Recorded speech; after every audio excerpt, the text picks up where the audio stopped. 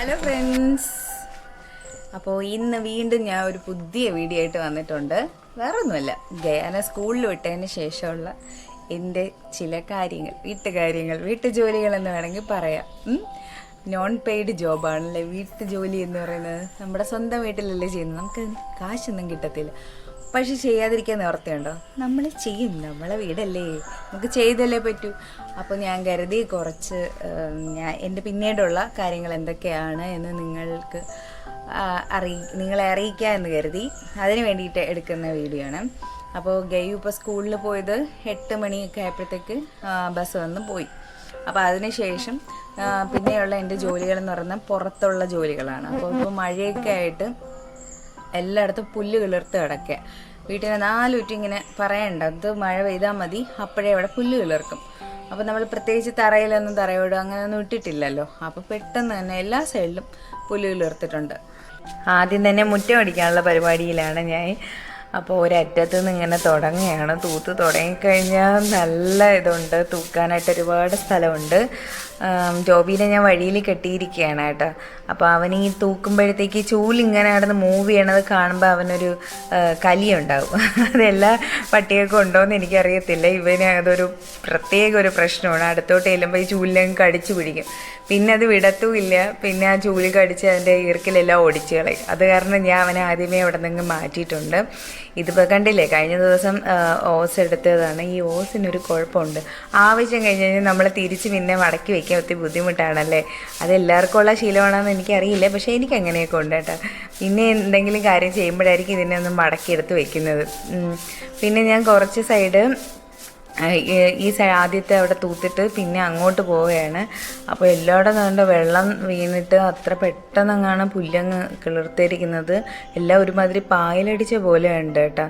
പിന്നെ ഈ ചെടിയുടെയൊക്കെ ഇലയും പൂവൊക്കെ വീണ് കിടക്കുന്ന ഭാഗമാണ്.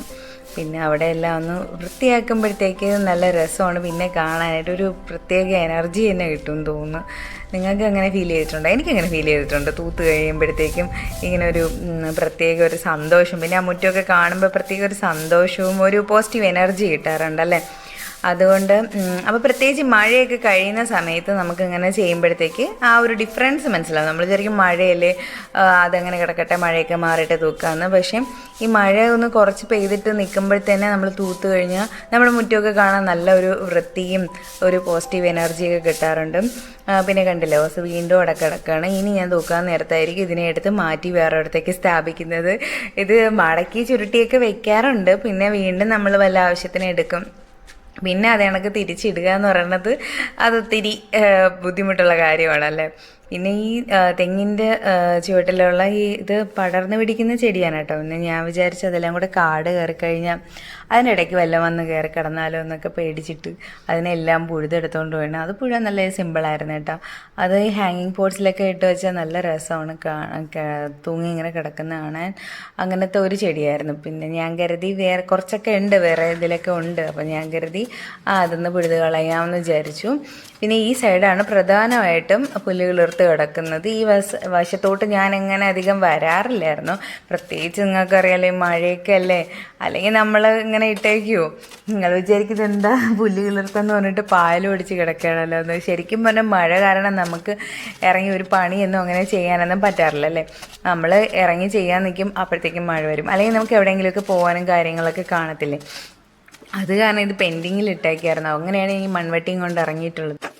ശരിക്കും പറഞ്ഞാൽ ഈ ഫൗണ്ടേഷനിൽ പായൽ പിടിച്ചത് ഞാനെപ്പോഴാണ് ശ്രദ്ധിക്കുന്നത് തന്നെ. ഞാൻ ഈ പുല്ലിൻ്റെ കാര്യം മാത്രമായിരുന്നു ഓർത്തിട്ടുണ്ടായിരുന്നത്. ഇത് നമുക്ക് പിഴുത് കളയാൻ പറ്റുന്ന സൈസിലുള്ള പുല്ലുകളാണ് കേട്ടോ. അല്ലാതെ ഇതിൽ കാണുന്ന പോലെ ഭയങ്കര കാട് കണക്ക് അങ്ങനെയൊന്നും ആയിട്ടില്ല. ജസ്റ്റ് തറയിലൊക്കെ ഇങ്ങനെ പടർന്ന് പിടിക്കുന്ന അങ്ങനത്തെ പുല്ലുകളുണ്ട്. പിന്നെ അല്ലാതെ ഇങ്ങനെ കുറ്റി പോലെയൊക്കെ നിൽക്കുന്ന അതൊക്കെ പിഴുത് കളയാൻ മറ്റേ പടർന്ന് തന്നെ നമുക്ക് പിന്നെയും വലിച്ചെടുക്കാം. പക്ഷേ ഈ കുറ്റി പോലെ നിൽക്കുന്ന അതൊക്കെ ഇല്ല, ആ പുല്ലുകളൊക്കെ ആണെങ്കിൽ നമ്മൾ പിഴുതെടുക്കുമ്പോഴത്തേക്ക് അതിന് മൂടോടെ വരാറില്ല. ശരിക്കും പറഞ്ഞാൽ അതിങ്ങനെ ഇല മാത്രം കൈ വരും, ബാക്കി വേരും ബാക്കി ഭാഗം അവിടെ ഇരിക്കും. അപ്പോൾ അത് കാരണമാണ് ഞാൻ മൺവെട്ടി വെച്ചിട്ട് ഒന്ന് ചെത്തി പറിക്കാമല്ലോ ഒന്ന് കരുതിയത്. അപ്പോൾ നമ്മൾ ഈ കാണും പോലെ അത്ര സിമ്പിളൊന്നും അല്ല കേട്ടോ. പണി ചെയ്ത് തീർന്നു കഴിഞ്ഞാൽ 2 ദിവസത്തെ ശരീരവേദന അങ്ങനെയുള്ള കാര്യങ്ങളെല്ലാം കാണും. എന്നാലും കുഴപ്പമില്ല, നമ്മൾ ചെയ്യുമ്പോഴത്തേക്ക് മാക്സിമം ചെയ്യും എന്നുള്ളതാണ് എൻ്റെ ഒരു രീതി എന്ന് പറയണത്. അന്നേരത്തെ ഒരു വേദനയും കാര്യങ്ങളും നമ്മൾ കാര്യമാക്കാറില്ലല്ലോ, അന്നേരം വലിയ പ്രശ്നമൊന്നും കാണത്തില്ല. പക്ഷെ പിന്നീടായിരിക്കും നമുക്കതിൻ്റെ ഒരു പരിണിത ഫലം കിട്ടുന്നത്. ചിലപ്പോൾ നടുവേദന ആയിരിക്കും, ചിലപ്പോൾ കാലുവേദന, കൈവേദന ഇങ്ങനെയൊക്കെ വരാറുണ്ടല്ലേ. അപ്പോൾ എന്തായാലും ബാക്കിയും കൂടെ ഞാൻ വൃത്തിയാക്കുകയാണ്. അപ്പോൾ ചെറുതായിട്ട് ക്ലൈമറ്റ് ഇങ്ങനെ മാറി വരുന്നുണ്ട്. അപ്പോൾ അതുകൊണ്ട് എനിക്ക് ഒരു ഡൗട്ടുണ്ട്, ഇത് പണി ഇന്നെങ്കിലും ഫിനിഷ് ചെയ്യാൻ പറ്റുമോയെന്ന്.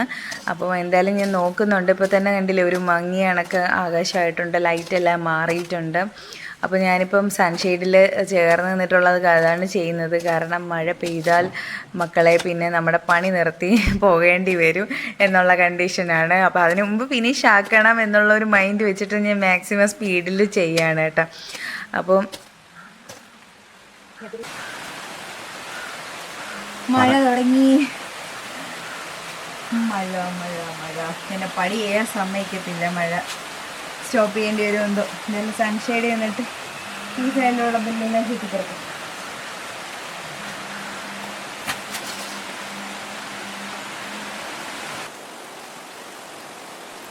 അങ്ങനെ മഴ നമ്മളെ ചതിച്ചിരിക്കുകയാണ് ഫ്രണ്ട്സ്. അപ്പോൾ വിജയകരമായിട്ട് മഴ പെയ്തുകൊണ്ടിരിക്കുകയാണ്. അതോടുകൂടി ഞാൻ എൻ്റെ പണിയൊക്കെ മതിയാക്കി പിന്നെ കളിക്കാനായിട്ട് ഇറങ്ങിയിരിക്കുകയാണ് മഴയത്ത്. ഇതാണ് ഇവിടെ എന്തിങ്ങനെ നോക്കുമ്പോൾ ഇങ്ങനെ വെള്ളം കെട്ടി നിൽക്കുന്നു. മഴവെള്ളം അവിടെ എന്തോ ഇച്ചിരി മണ്ണിൻ്റെ കുറവുണ്ടെന്ന് തോന്നുന്നു. അതാണ് അവിടെ വെള്ളം കെട്ടി നിൽക്കുന്നത്, ഇങ്ങോട്ട് ഫ്ലോ ചെയ്യുന്നില്ല. മഴ പെയ്യുമ്പോൾ ഇങ്ങനെ ഇറങ്ങി നോക്കി നിൽക്കാൻ ഭയങ്കര ഇഷ്ടമാണ് എനിക്ക്. നിങ്ങൾക്കും അങ്ങനെയൊക്കെയുള്ള ഇഷ്ടങ്ങളുണ്ടോ? ഉണ്ടെങ്കിൽ ഒന്ന് കമൻറ്റ് ചെയ്തേക്കണേ.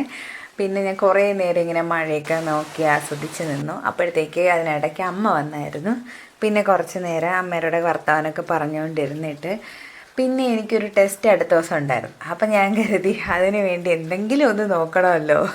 അങ്ങനെ പേപ്പറൊക്കെ എടുത്ത് വെച്ച് പഴയ ബുക്കൊക്കെ എടുത്ത് വെച്ച് നോക്കി കുറച്ച് നേരമൊക്കെ ഇരുന്ന് പഠിച്ചു. പിന്നെ അതിന് ശേഷമാണ് എന്തെങ്കിലും കഴിക്കണമല്ലോ എന്ന് കരുതിയിട്ട് ഒരു സ്മൂത്തി ഉണ്ടാക്കി അങ്ങ് കുടിച്ചു.